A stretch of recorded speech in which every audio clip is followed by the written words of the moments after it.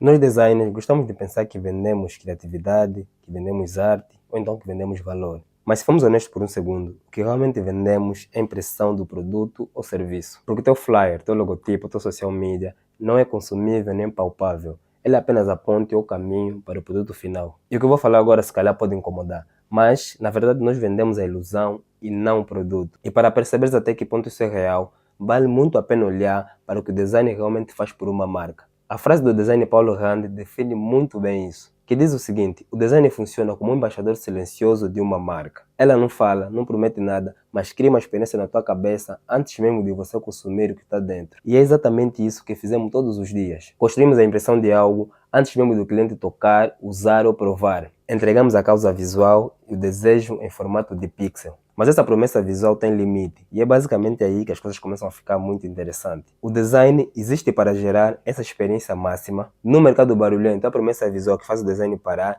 e não há problema nisso, mas até um certo ponto. E esse ponto é, o que acontece quando o cliente consome o produto que há por dentro? Isso não é teoria, dá para ver todos os dias em coisas que usas sem sequer reparar. Muitas das vezes nós já consumimos um produto que ao usarmos nos sentimos totalmente arrependidos. O navegador Chrome é de longe o mais usado no mundo. É o produto com a visual mais forte, está em todo lado e ainda tem o nome do Google por trás. Mas na prática é conhecido por consumir muita memória RAM e está cheio de anúncios. E se você comparar 10 navegadores com Chrome, provavelmente ele não estaria no top 3 dos teus navegadores favoritos. O problema é que escolhemos porque todo mundo usa, porque parece uma opção segura, óbvia e profissional. E isso é praticamente a impressão a fazer o trabalho perfeito dela.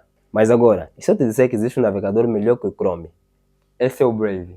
Menos conhecido, menos impressão e entrega serviços muito melhor que o Chrome. Em testes recentes, o Brave chegou a usar 1 GB de RAM com 20 abas abertas. E a experiência do usuário do Brave é praticamente idêntica ao do Chrome, compartilhando cerca de 98 a 99% de semelhança. E o melhor do Brave é que ela bloqueia anúncios rastreadores como serviço padrão, sem a necessidade de extensões extra ou pagas. Mas por que o Chrome está na frente se o Brave tem isso tudo? Além de ela ter o nome Google por trás, ela também carrega uma boa impressão, ou seja, a equipa de publicidade do Chrome faz muito bem o seu trabalho. Tenho mais um exemplo, nós todos já vimos isso, aquela foto perfeita no cardápio, o hambúrguer alto, queijo a escorrer, tudo simétrico e brilhante. O que aconteceu aqui é que o fotógrafo fez muito bem o seu trabalho, te vendeu o desejo. E se o produto for o mesmo ou semelhante à imagem publicitária, provavelmente essa marca ganhará novo cliente. Mas se o produto chegar diferente, metade do tamanho, torto e sem brilho nenhum, ela perderá o cliente e cairemos naquele ditado que diz: um cliente satisfeito traz 1 e um cliente insatisfeito tira 10.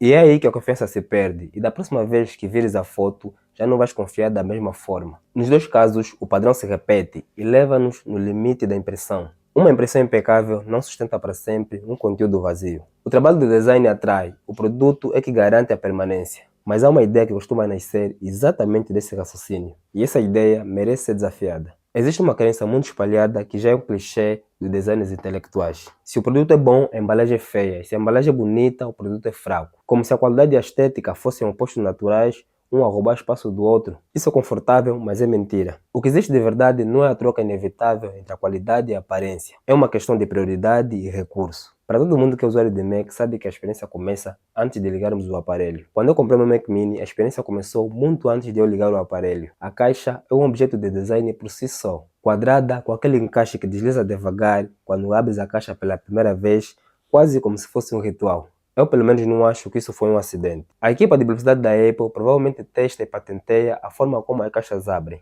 o tempo que demoram a deslizar e o barulho que ouves quando as caixas se soltam.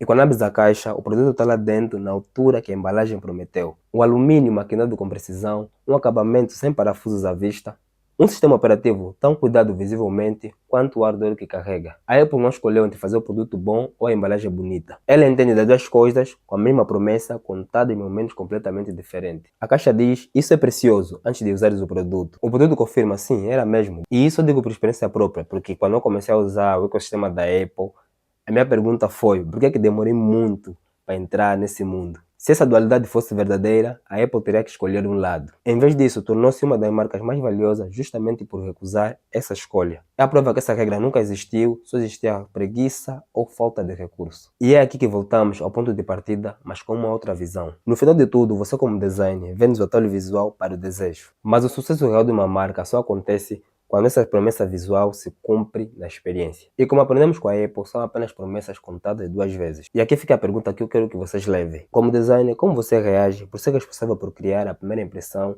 de algo que não pode ser sustentado na primeira impressão? Deixa aqui nos comentários a tua resposta. Mais uma vez estou aqui com mais uma reflexão, são ideias que já vêm surgindo na minha mente e graças a Deus hoje em dia tenho a possibilidade de tirar tudo e partilhar com vocês. Então comentem aqui algo sobre o tema, se inscrevam no canal, tamo juntos, valeu!